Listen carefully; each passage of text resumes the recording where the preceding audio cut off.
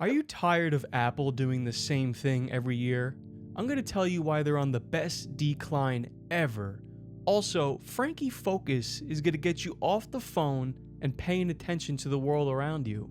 I found a 6th grader who found the worst book of all time in his library, and then I want to go right over NFL Week 3. It's all right here on Anthony Del Tonight.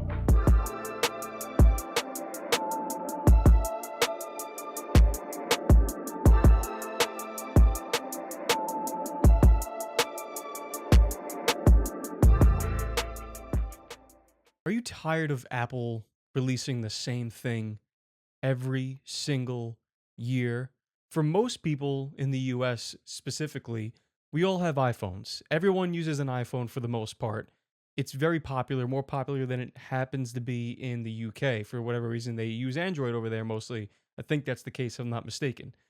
They do the same thing every single year, and I think people are starting to catch on to it. At least I know I am. They just have this way of doing the keynote that's just really getting to everybody. But before we get into that story, if you haven't already, please like and subscribe to support the channel. Goes a long way. And I want to get right into a bunch of other stories that are very interesting, so make sure you like, sub, and hit that bell for more stories just like this. Apple has now released the iPhone 17. They did do a remodel this year. They changed the way it looks. They added a camera bump, all the camera stuff, but there's something that everyone's catching on to. Let's take a look and see what I mean. Because this is the most powerful, fastest iPhone we've ever made. iPhone 4. This is, beyond a doubt, the most precise thing, one of the most beautiful things we've ever made. iPhone 5. It is the most beautiful product we have ever made, bar none. This is iPhone 5S, beautiful phone ever made. The iPhone 6 and the iPhone 6 Plus, they are without a doubt the best iPhones we've ever done. Introducing the iPhone 6S and the iPhone 6S Plus. The iPhones you are about to see are the most advanced iPhones ever. This is iPhone 7. It's the best iPhone that we have ever created. It's iPhone 10S. It is the most advanced iPhone we've ever created. The iPhone 11 Pro, and these are the most powerful and most advanced iPhones that we have ever built in a stunning new design. This is iPhone 12 Pro, the largest display we've ever shipped in an iPhone. iPhone 13 Pro, these are the best iPhones we've ever created. iPhone 14 Pro and iPhone 14 Pro Max, the best iPhones we've ever created. And iPhone 15 Pro, these are the best and most capable iPhones we've ever made. And iPhone 16 Pro, the most advanced iPhone we've ever made. These iPhone 17 Pro models are the most advanced Pro models we've ever created. This is unbelievable. This is unbelievable. As an investor in this company, I'm starting to get really concerned. Since the iPhone 3, since Jobs was still around to see his creation come to fruition and take off to the freaking moon, they've been saying the same thing every single keynote. And I think the worst part about it is that they're on a sweet decline. They're on a sweet decline and they know it. I feel like they know it, but they still sell. Listen, I use everything Apple. I'm in the ecosystem. I don't want to leave it. That's the whole thing. I look at Google Pixel sometimes. I'm like, that looks like a good phone, but MacBook, iPhone, Apple Watch, all the accessories, the ecosystem works so well together. Now they have the audacity to not even have the keynote live anymore. It's not live. People show up to the Apple Park and they just press play on a button and put it on a projector. I mean, are you guys that lazy that people show up now and they just watch it on a screen? You can't do the presentation live. You can't show the device live. At the very least, do that. But them getting on stage every single year, this is the best iPhone we ever created. Yeah, like, no shit. Like, it's going to get better every year. Stop saying. I feel like they know it. They definitely know that. They definitely got to be messing with us, right? This is the best decline we ever been on. That's exactly the type of shit they're on. Doesn't everybody know? Like, when I see Apple drop new shit, you don't have to tell me that it's the best iPhone you ever created. I know. It gets better every year. We know that. Just tell me the features and move on. But it's this repetitive, like, same thing every single year. And I'm starting to fear for him, man. I'm starting to fear for him because people are starting to really catch on to this. I mean, I've been caught on to this, but I kind of just, whatever, poo-pooed it. Like maybe they'll switch it up, but it's like really odd to see Tim Cook, who like kind of already is almost like a robot, just go on stage and be like, "This is the best iPhone we ever created. This is the thinnest iPhone we ever created. This iPhone has the best display we've ever created." Yeah, no shit, Sherlock. That's your job. Get the phone to be better than it was last year. Just stop saying it like that. Stop saying it. The best iPhone we ever created. I mean, 14 Pro and iPhone 14 Pro Max, the best iPhones we've ever created. And iPhone 15 Pro, these are the best and most capable iPhones we've ever made. And iPhone 16 Pro, the most advanced iPhone we've ever made. These iPhone 17 Pro models are the most advanced Pro models we've ever created. painful. It's painful. It's painful because you already know an event's coming in October. I think they normally do another one in October. This is the best iPad we ever created. The strongest display on an iPad we've ever created. Yeah. Thanks. Thanks a lot. Now I will say, these 17 Pro phones do some really cool shit. For cinema camera, if that's your thing, if you're in that world and you want to shoot something on an iPhone, it's more capable than it ever has been. You can, through USB-C on the phone, you can do I forget exactly what it's called, but how like they line up audio amongst like a bunch of different cameras on like a real production set, and that guy does the thing with that. You can like connect that device to your phone now, and it can all like genie sync between the whole set so that you can sync audio like you would on a real cinema camera. That's very impressive. I'm not gonna lie. That's very, very impressive. So hence it's a $2,000 phone. $2,000. No one needs that. For the iPhone 17 Pro Max. $2,000 for the one with 2 terabytes. Okay, sure. And then they do the iPhone Air, and it's like, is that the thinnest? Is that the thinnest? Because you compare it to like some other like the iPhone 6 or whatever, and it's like they look about the same. But you know, it's getting a little concerning. It's getting a little concerning. Steve Jobs is just rolling in his grave. He's like, stop saying it. He's up there. He's like, just fucking, or he's in hell. Stop saying that. We know it's supposed to be the best. You're fucking digging us a grave here. If I had to guess, it's an inside joke. It has to be an inside joke at this point. They're like, let's just keep saying it every single year. And if it's not, whoever's writing these keynotes needs to be fired. They've been writing it since 2011. Fired. You're fired.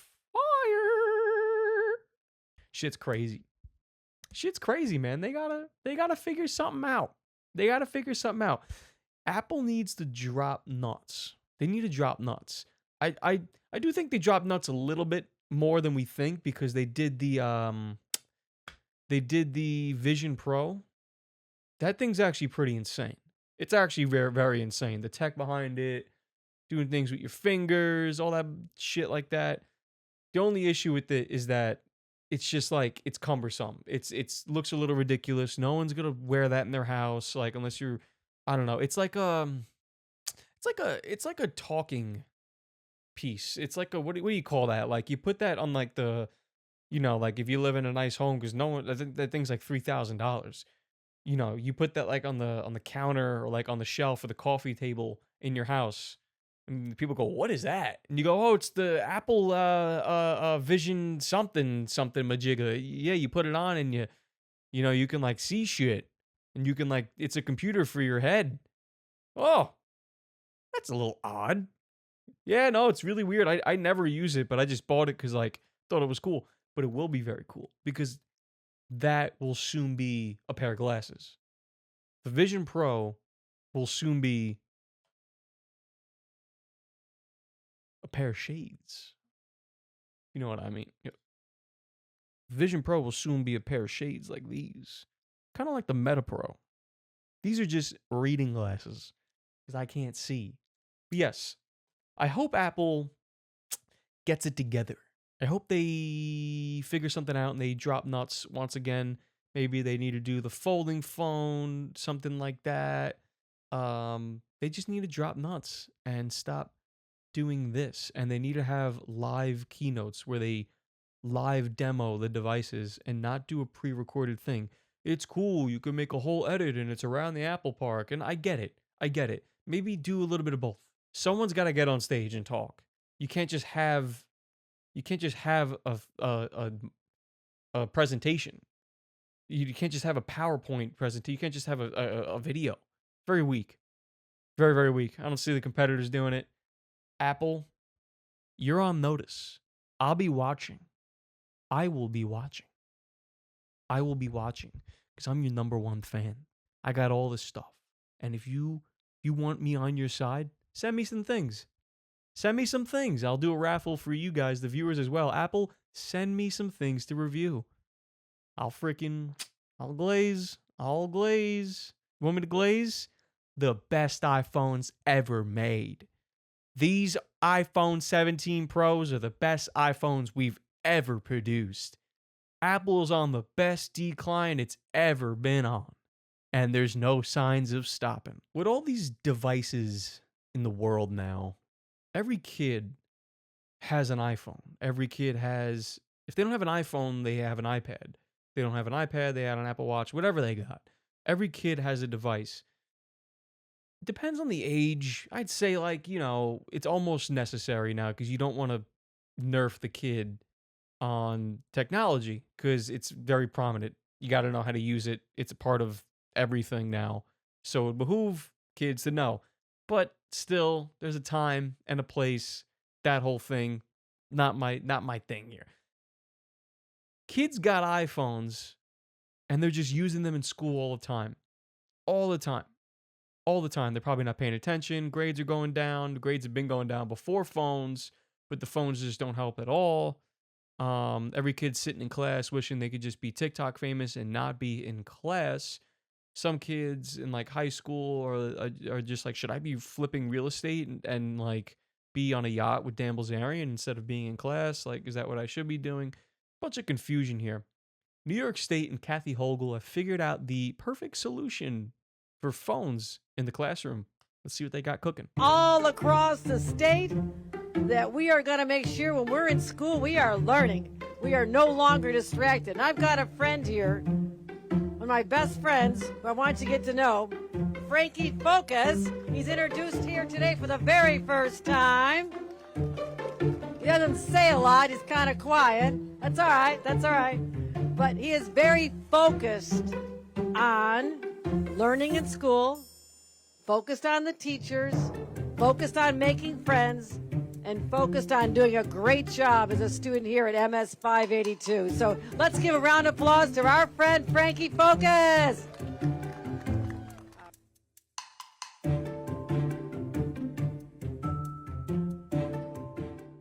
This is via 1010 Wins. This is New York State's solution for getting kids to pay attention in class. They introduced the Frankie Focus. Kathy Hochul unveiled the new phone-free mascot for New York school kids as NYC students started the new school year Thursday. He doesn't say a lot. He's kind of quiet, but he's very focused on learning in school, focused on the teachers, focused on making friends. Who, where, why, when, how, all of the questions. Who thought, is this her sole idea? Is this Kathy's sole idea? She's doing a bang up job, let me tell you. Come on. There's only one good mascot in this country, and that's the bear. You too can prevent forest fires. Nailed it. That's sick. The bear's nice. Because it makes sense. You go to a national park and they just got like a poster or whatever of the bear. You're like, respect. This guy comes walking into my classroom. If I'm a high schooler, if I'm any kid, I go, who's in there? Get him out. Frankie, I'd bust this thing's balls off. Frankie, what's up, buddy? No, I'm gonna be on my phone the whole day, bro. I'm gonna be on my phone all day, brother, until you come out of that costume and you say something, and it's just like the sweatiest person ever under there. Smoked 5 cigarettes before they put that thing on. You don't smell the cigarettes because it's all caught in there, but the moment he takes it off, it's like when Vader takes off his helmet. It's just like, and all the smoke just comes out. Frankie Focus. This is New York State's solution. Who comes up with these ideas? Who comes up with these ideas? Whoever comes up with these ideas makes 6 figures.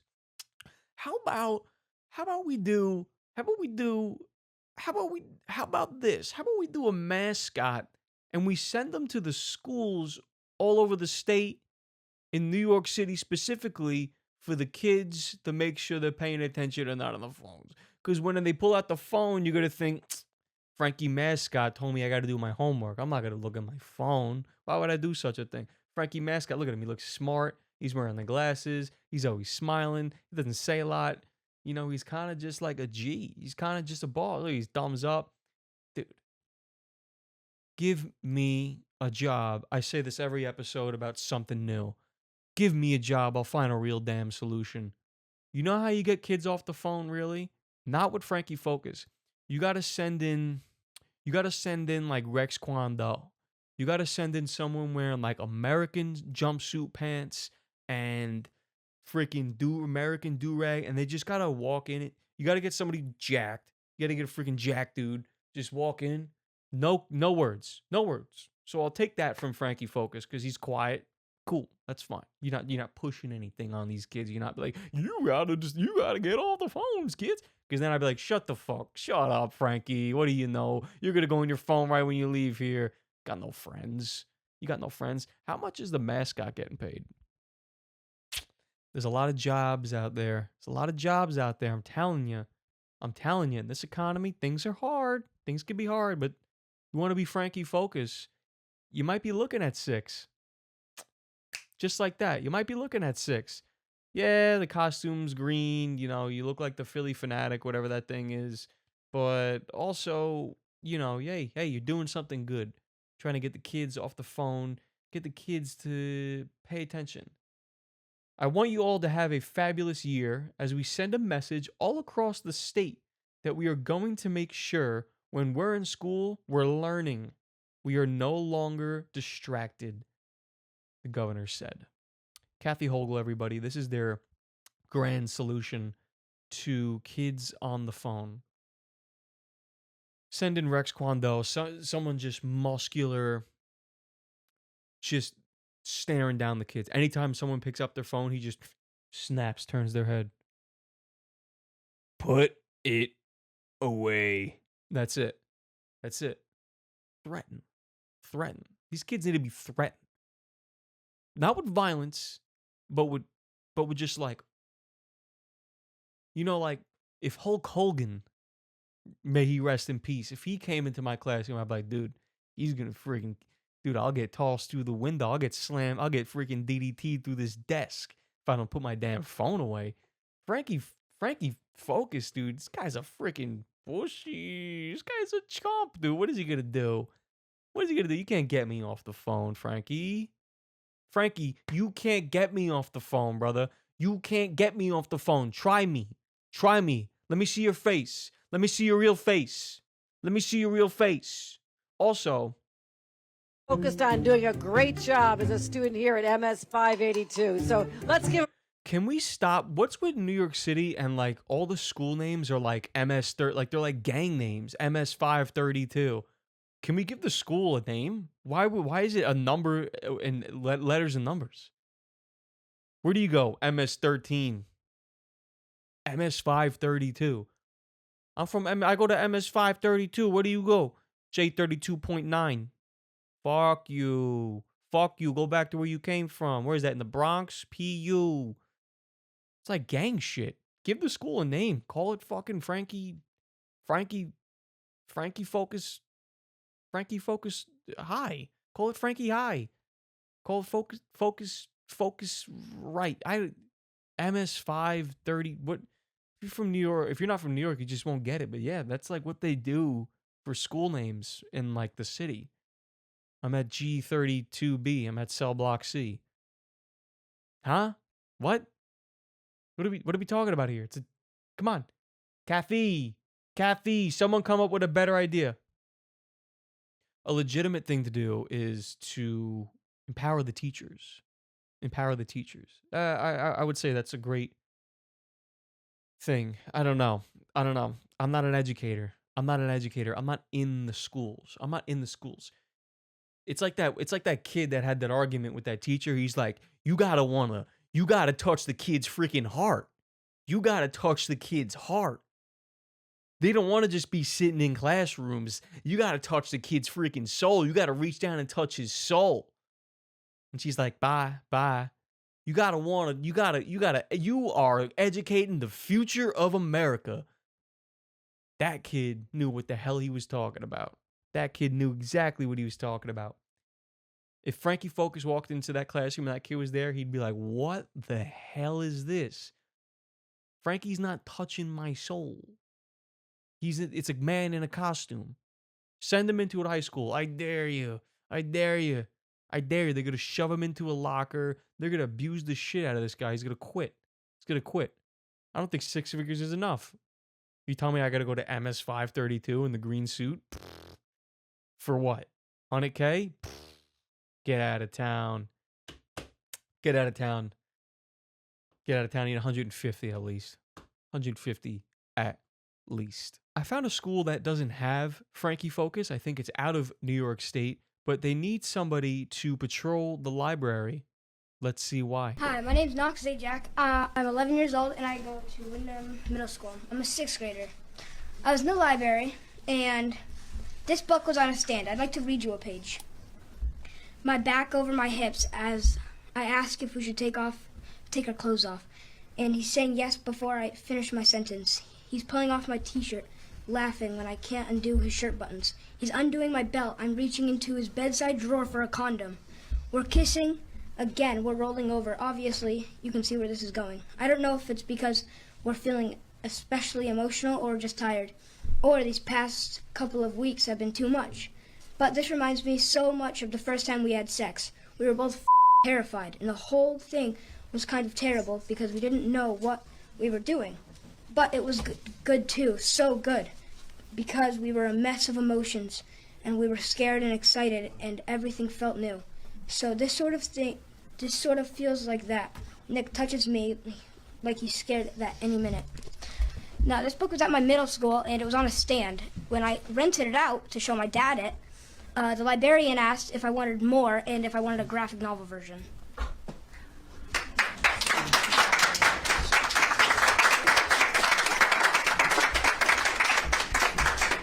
Oh, boy. So I'm that kid's father. Okay, good. I was asking for you. Yeah, I'll take another 3 minutes. So that's my son, Okay. 11 years old, and went to his library and found that by the entry door of our library, this is the smut that he is finding, all right? I don't care whether it's gay, straight, bisexual, whatever the terms are for all this stuff. Doesn't need to be at our school. Doesn't need to be at my 11-year-old's library. And then as far as genderqueer, I've got a son in the high school as well. And this is bullshit. We know it, all right? We do not need to be having literature that's showing boys how to suck dick, all right? I'm very, very frustrated about it, okay? And you may think that schools know the best for our children. You know who know the best for our children? The parents. This is a very odd story. This is a 6th grader, 11-year-old who found that book in the front of his library right when you walk in. I think the worst part about this is that the librarian asked if he wants more and if he wants the graphic version with graphics and illustrations. Look, I've seen these types of things before. Frankie Focus cannot fix this.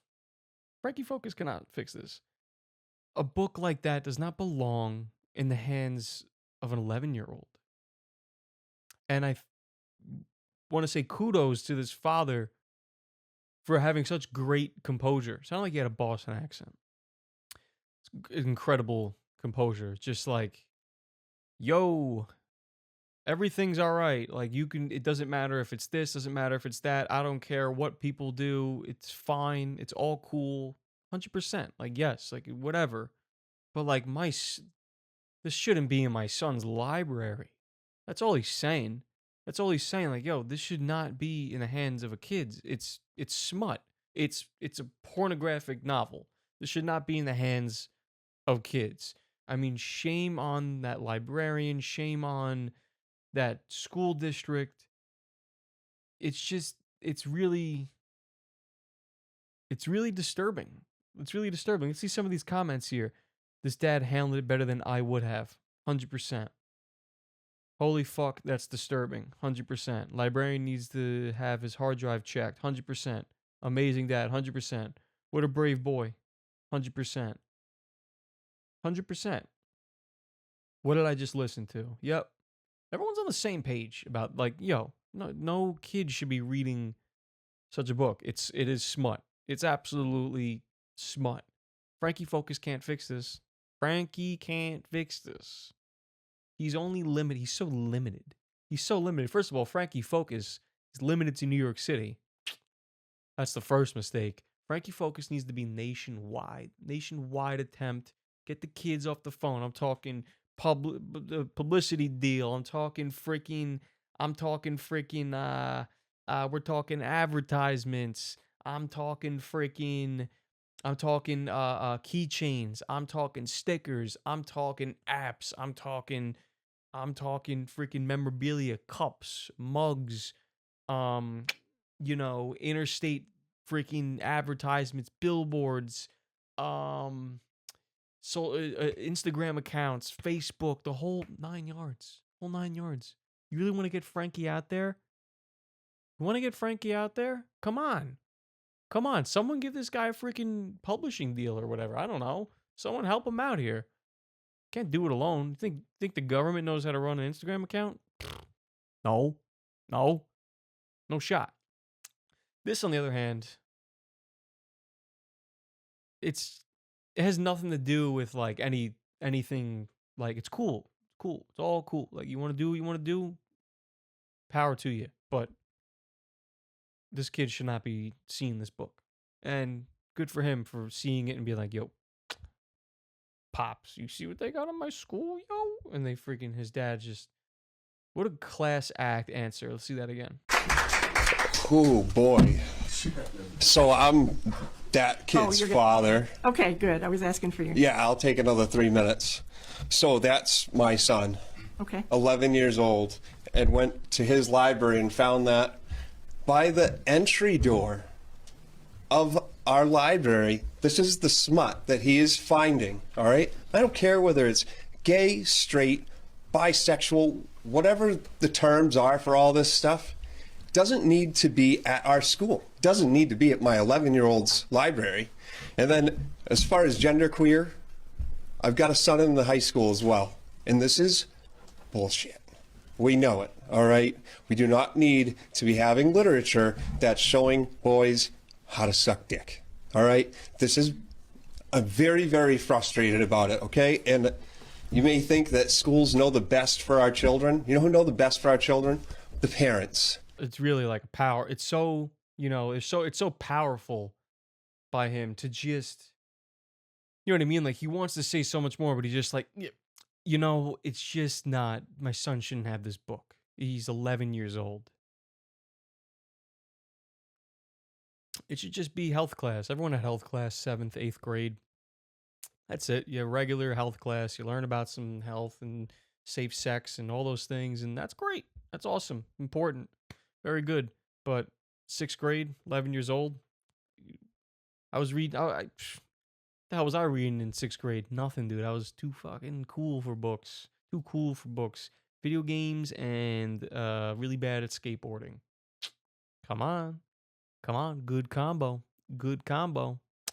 Books, not so much. Not so much, but I hope they got the books out and the school's better for it. It's unacceptable and weird. Looking ahead into the week, we are approaching NFL Week 3 already.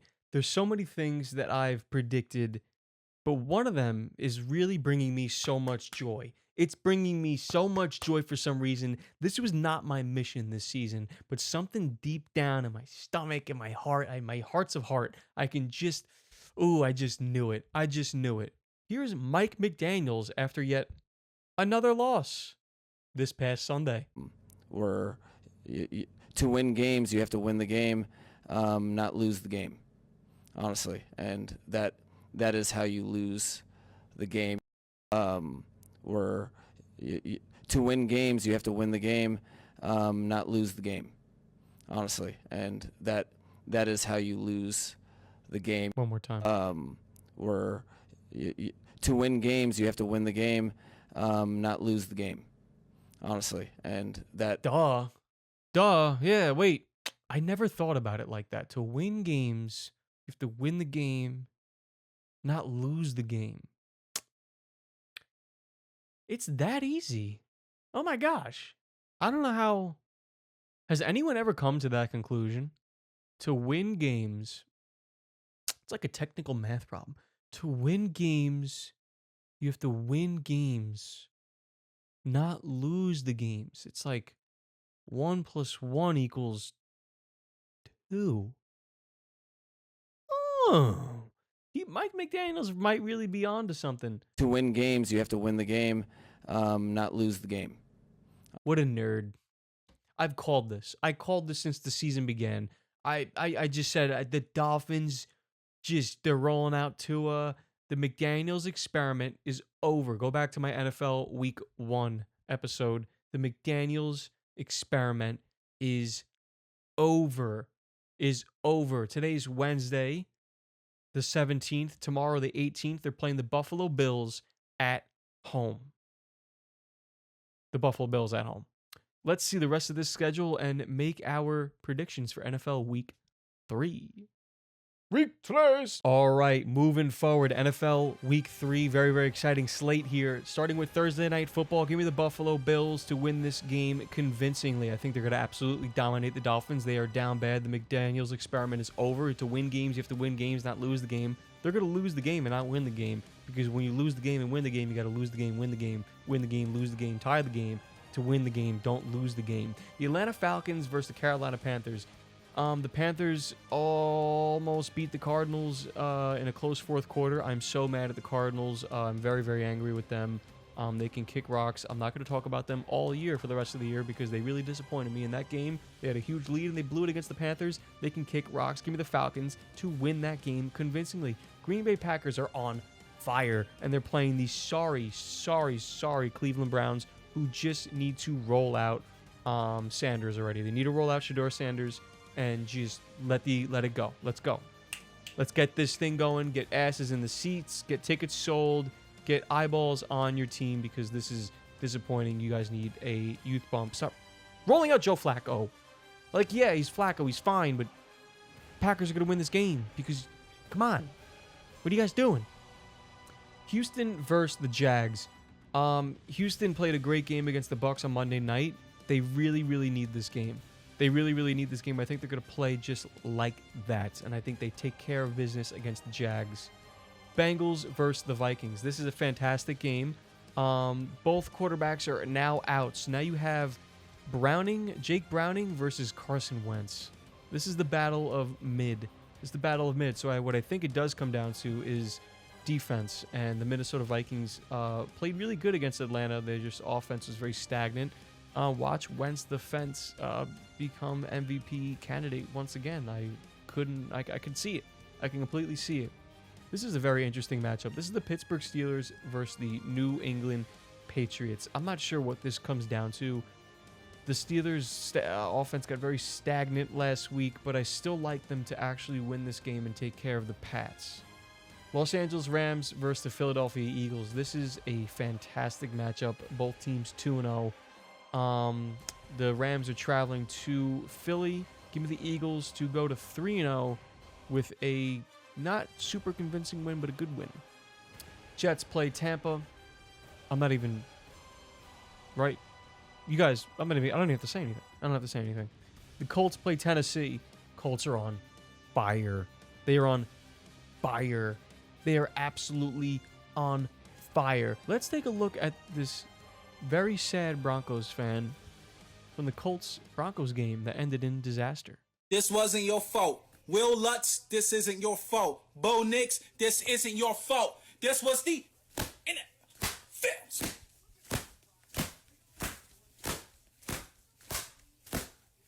Whoa. Whoa.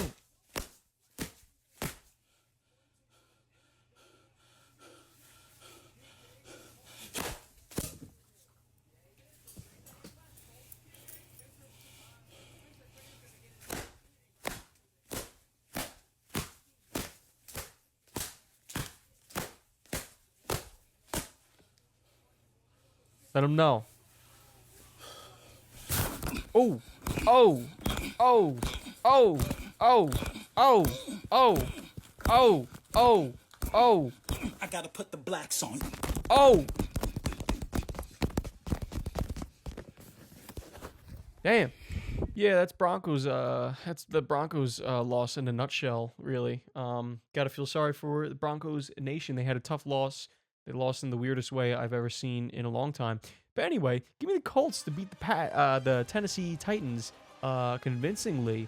Raiders versus Washington.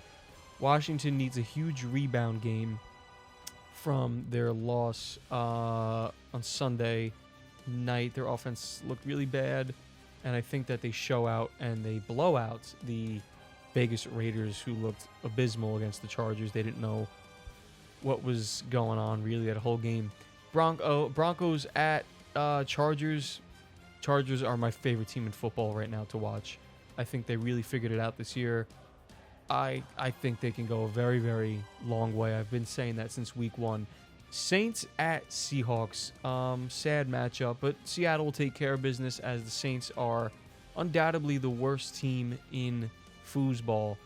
We got Cowboys at Bears. Cowboys at Bears. Cowboys will take care of business against the Bears. I'm not sure if it will be a convincing win. They struggled against the Giants. Their defense is abysmal, but the Bears will do Bear things, and they will not win that game against the Cowboys, even at home.